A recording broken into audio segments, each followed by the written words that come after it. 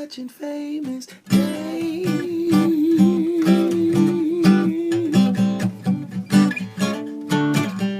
on YouTube.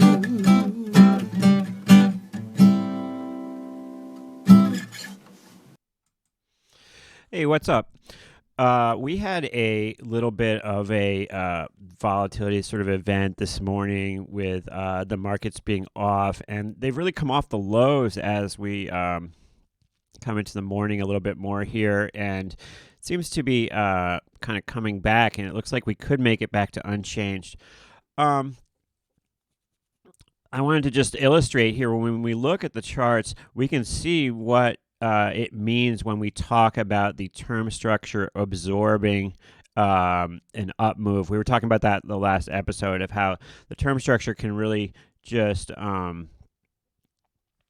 when you've got such a spread between the spot price of the VIX and the VIX futures, when you get an up move in the VIX, it can translate not into an up move really in the VIX ETP. So for example, here today we've got the VIX up $1.35 points right now, and VXX is down on the day. It's just down a penny right now, so it's basically unchanged. So you've got the VIX up over a point and VXX unchanged. A little earlier today we had the VIX up 2.5 points and VXX only up 30 cents. Now that's all due to the fact that there is such a big spread between the spot VIX and the futures that when the VIX moves up, the futures barely budge. We've got, with the VIX up 135 right now, we've got the front future up 32 cents and the second future up 7 cents. Now we have, we did finish yesterday in contango, and a lot of people will ask, might ask, like, wow, we've gone from a situation where we were in 22% contango to almost like completely flat. Does that mean we should change our position? And something's changed. What are the implications of that? And I just wanted to point out to you that not as much has changed as you think. Yes, it's true that we are not in a steep contango, and over a longer period of time, that is going to have an effect. But the fact that we are still having such a wide spread, now the spread's narrowed a little bit today just due to the up move in the VIX, but due to the fact that we just have such a large spread between the futures and the spot VIX, that means that we have this big potential. Now, we don't make money in VXX being shorted because of contango. The only way we make money being short VXX is when the futures move down. And if you look behind me at the chart here, this is VIX Central, of course, you can see that now, even with the move up, there's a pretty big spread between the roll yield is pretty big between the spot and the front month future. So you've got the VIX right now, spot VIX 27.40, and the front month future 31. So it's, like I said, it's narrowed a little bit, but you've got this big distance here, and we will see this future continue to curve lower versus the NOV. We had it yesterday on expiration. It curved, and we closed slightly in contango. You will see that continue to curve lower, unless we get some huge spike. But this potential we have here, A, for this future to curve lower, and B, just the distance between both these futures and spot, is a lot of edge to the downside, because if this gap has to be filled somehow, and if it means that, okay, well, like today the VIX moves up and these products don't move up at all, that's a pretty good deal. If you're short VXX and you come in today and you're like, oh my gosh, the NASDAQ's down 300, the S&P futures were down like the E-mini futures were down like 60 something this morning, and VXX is only up 30 cents. That is the term structure working in your favor if you're short these products. That's a great example of it today. And yes, we would like to see this AUK future curve down sooner rather than later, because then you really are replacing cheaper futures with more expensive ones faster. But um, the fact is that this is going to slope lower, and as the slope's lower, VXX is going to go down. Remember, VXX and UVXY are mostly based on this AUK future, and there's pressure on this AUK future to move lower now. So even though we are not in contango now, it still is a very advantageous setup for those who are short, because as they roll these contracts, this future is going to be forced lower pretty soon. It's managed to stay up pretty well for like the first day. And, I came on last time and was talking about this, the potential for this to happen. And pretty much, I gave examples of pretty much everyone out there in the industry saying, no, this AUK future is going to stay higher. And then, funnily, as soon as it started to move down into contango, all the voices came out and said, oh, yeah, that's what we really meant. It was going lower. So don't be put off by the fact that we are not really in contango right now, that we're so flat, because there is tremendous pressure on this AUK future to move lower right now versus the NOV, and we should see that happen pretty shortly. We're only the first day in the expiration cycle. I don't know if you guys checked out that movement in SNO yesterday. That was what everybody was talking about, this IPO for SNO. It opened, I think the IPO was 125, but it got up over 300, and you can just imagine people that paid 300 for this thing, and then it's down back to 230 something. Got up to 319 yesterday. Now it's down to 230 something. And you could just imagine this being like the new Robinhood traders buying this stuff. But keep in mind, the market shifted gears last week, right? We shifted out of this continuous rally where you just buy the dip and everything goes straight up. That scenario has shifted, and I would suspect a lot of people are having a hard time adjusting. I would suspect there's a lot of people that came in and in like a stock like Tesla, are buying every dip here and getting hurt because it's not working so well. If we look at Tesla here, you can see, all right, so here's the high. There's people buying the dip at all these spots here. And yes, it starts to go up here again, and you're like, oh, we're back in business, and then whack again. Another perfect example is this Lululemon. Look at this. Look what's happened in Lululemon over the last 2 weeks. It's just gotten hammered. And you know that there's people who have been long this the whole time going, what's going on? What should we do? And I just don't see these things necessarily coming back right away. Lululemon, it was multiples of the price before the pandemic. And another stock to look at, for example, of this is Wayfair. Look at this. This got up to $3.49. Now, this was down in the $20 range pre-March. Look, if we go back, we have to go back a little further than that, actually. So here's the yearly for Wayfair, and you can see it went from 21 all the way up to 349. Now it's 258, and I think a lot of people who aren't so experienced with the market are thinking like, wow, this is a great buying opportunity here, paying 259 for this thing, or 260.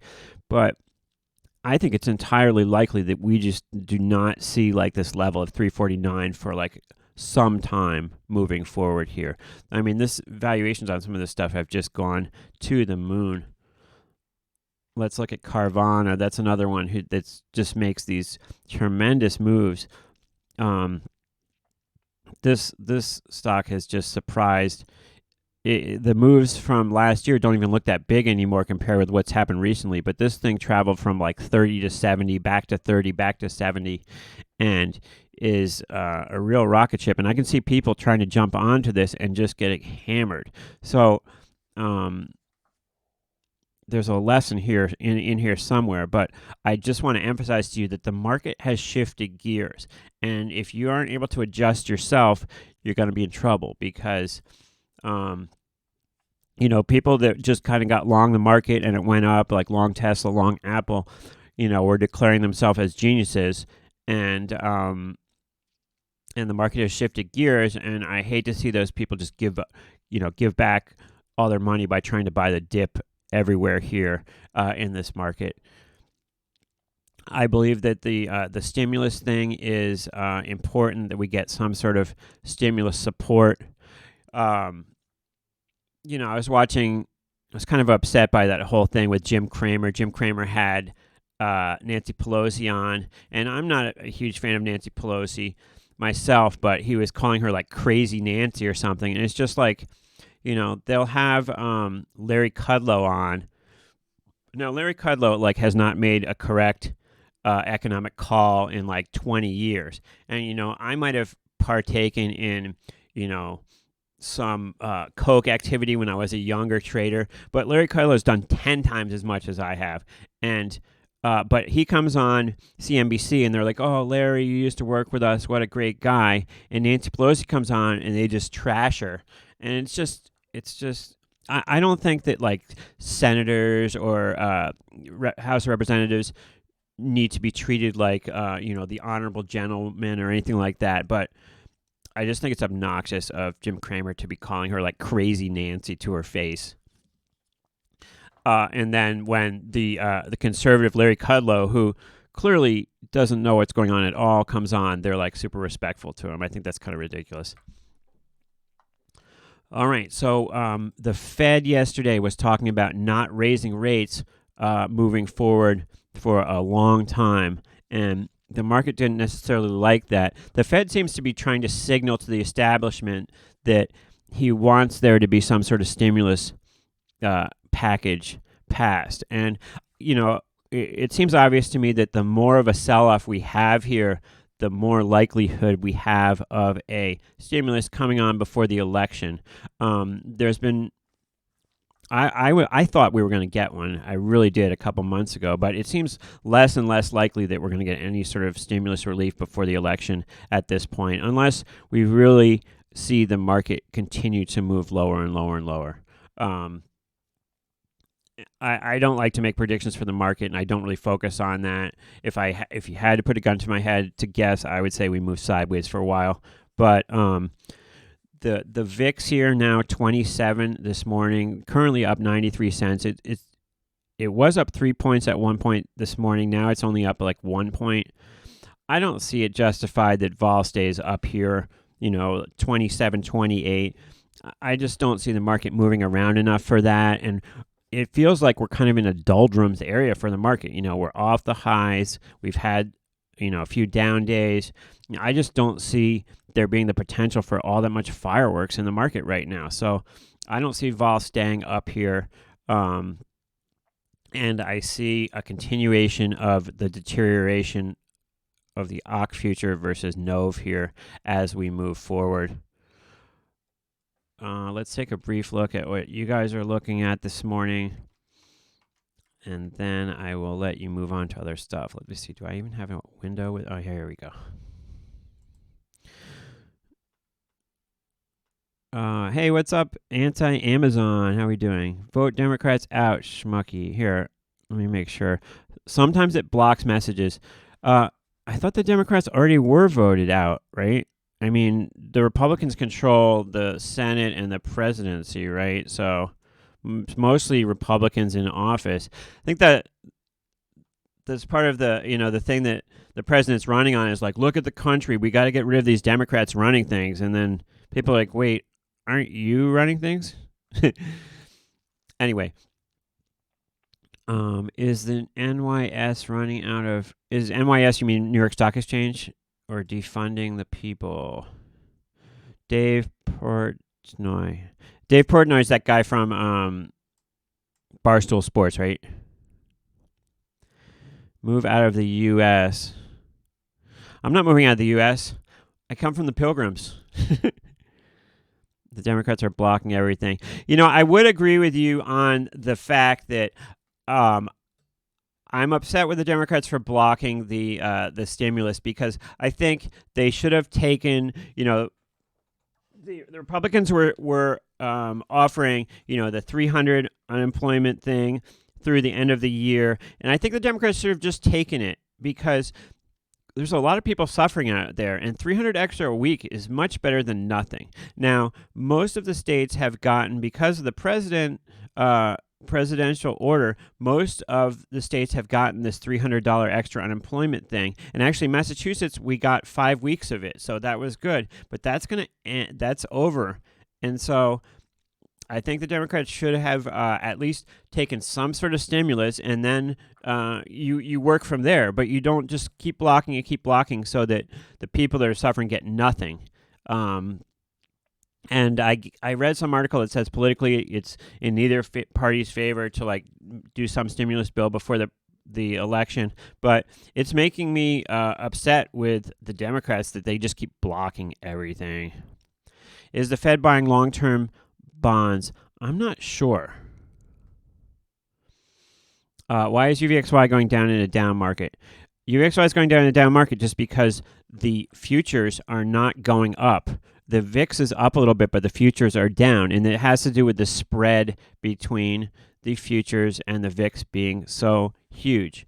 All last month we were in contango, and what that was doing was it was replacing these futures that were at a 25 level with these futures at a 30 level. And so now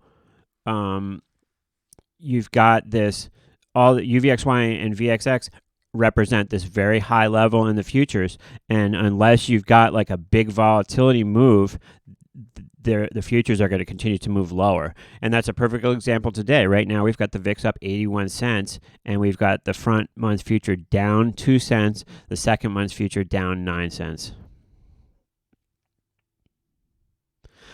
Yeah,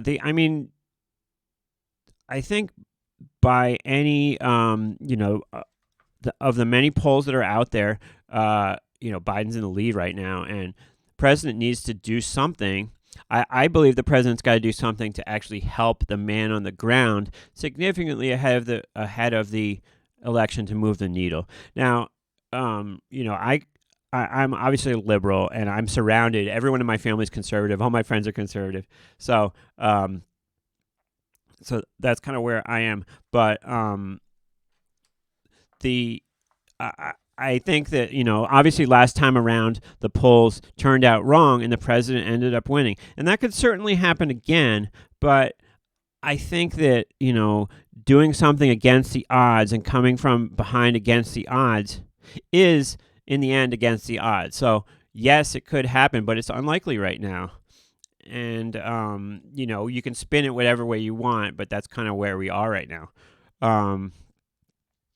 I don't think the implications for the market and the economy of either side winning are as drastic as some would like to think it is. And that's why I'm short vol, because I think vol is going to come in one way or the other. We were way lower coming into the last election. For years, we didn't see a VIX above 20 unless it was for less than a day. And now we've been above 20 for this extended period of time, and it's got to give at some point. I would not be surprised if we see a VIX down over 10 points after the election. Anti-God and others, I'm not blocking any of your messages that are getting flagged because you can say whatever you want in my chat. That's I allow freedom of expression because I want to have an open dialogue. So there you go. Say whatever you like. So we'll see what happens here. It looks like we could go unched on the market here possibly today and unched with the VIX, but I would be careful about just buying stuff. I think that we can go sideways for a while right now. So there you go. I think that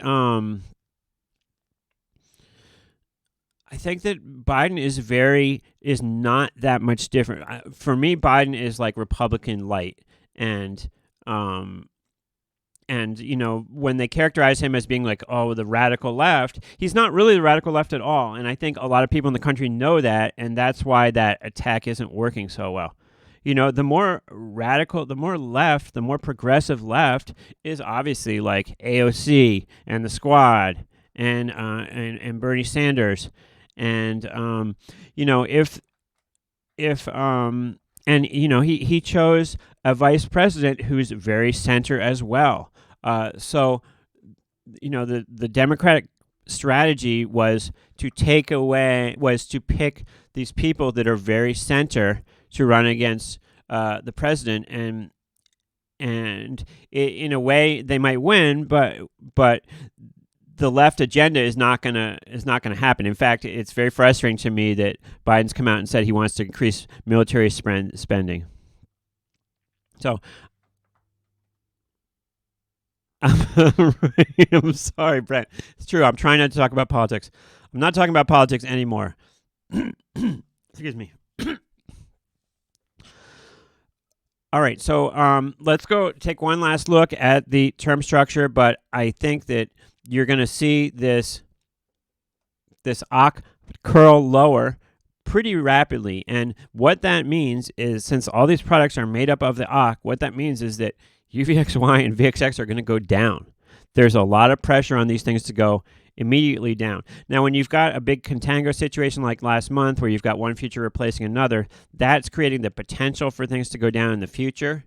Well, now we've had all of the other futures shifted from 25 futures to 30 futures, and the potential is much closer to becoming a reality, because unless we have a spike that brings us up to those futures, those ACK futures are coming down quick. There's pressure from all angles on them to come lower.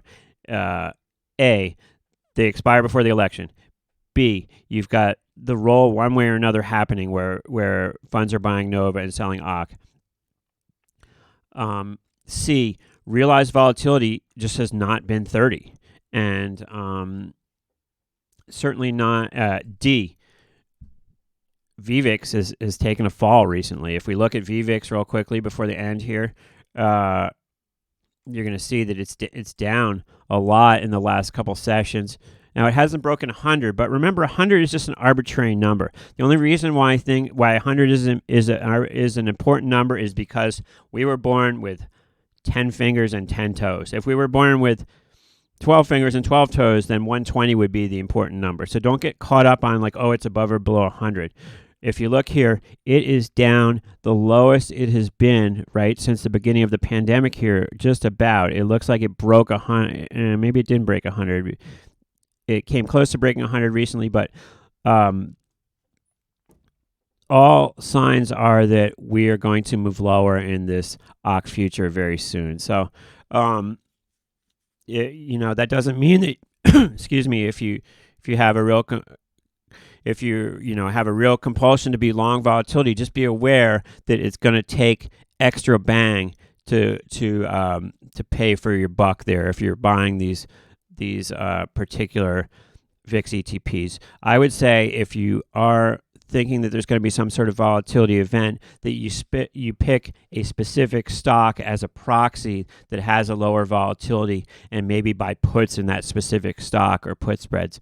That would be possibly a better deal than getting long VIX ETPs when you've got this term structure really working against you. And once again, we're not in steep contango, but just the fact that there is so much air between the VIX spot and the futures means that any kind of spike, we saw it this morning, VIX up 3 points, VXX was up 30 cents. So any sort of spike is going to get absorbed by this term structure. Now, if we continue to tank, that gets taken away. But for now, there's a lot of shock absorber in the term structure. And I only see that this Nova-ACK relationship extending further. All right, thanks for all of your constructive comments. Those of you who are making constructive comments. Yeah, in the end, it's kind of like, how much can we actually just print money forever as the U.S. Government? It seems like we can just kind of do it for a long period of time, and that's not going to come into this equation. All right, so that's where we are. Best of luck to everybody. Be careful out there. Who's more accurate, the futures or the spots? I mean, the futures are allowed to trade freely just based on what the actual market is. So I guess it really depends. In this case, I mean, they represent different things. The VIX is represented by the market in S&P options. The futures are represented just by the market in them. So it depends on the moment which is more accurate, I would say.